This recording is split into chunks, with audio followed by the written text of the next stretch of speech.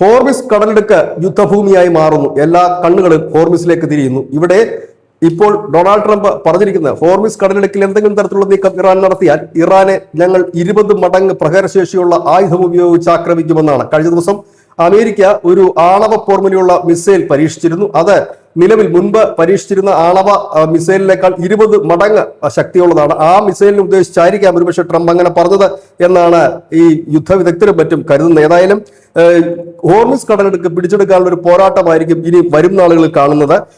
അതിനിടയിൽ ഇപ്പോൾ ഖമേനിക്ക് പിൻഗാമിയായി തെരഞ്ഞെടുക്കപ്പെട്ട പുതിയ മത അധ്യക്ഷൻ മുജ്തബ ഖമേനിക്ക് അനുകൂലിച്ചുകൊണ്ട് ആയിരങ്ങളാണ് ഇപ്പോൾ ഇറാനിൽ തടിച്ചു കൂടുന്നതും തെരുവിലിറങ്ങുന്നതുമൊക്കെ. ഇതോടുകൂടി അമേരിക്കയ്ക്ക് ഇറാനിൽ ഒരു ഭരണമാറ്റം നടത്താൻ കഴിയുമെന്നുള്ള പ്രതീക്ഷ തൽക്കാലം അസ്തമിച്ചിരിക്കുകയാണ്.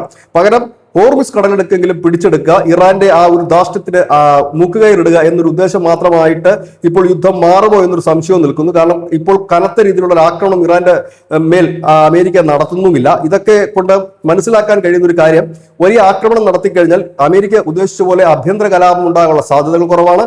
കുർദുകൾ പടയൊരുക്കത്തിലുള്ള സാധ്യത കുറവാണ്. ഇങ്ങനെ ഒരു സാഹചര്യത്തിൽ ഹോർമിസ് കടലെടുക്കനെ ശാന്തമാക്കുക, ഒപ്പം തന്നെ അമേരിക്കയുടെ വരുതിയിൽ ഇറാനെ ആക്കുക എന്നുള്ള ഒരൊറ്റ ഉദ്ദേശമാണ്. പക്ഷെ അതിനു വേണ്ടിയിട്ടുള്ള ഒരു പോരാട്ടമാണ് ഇപ്പോൾ നടക്കുന്നത്.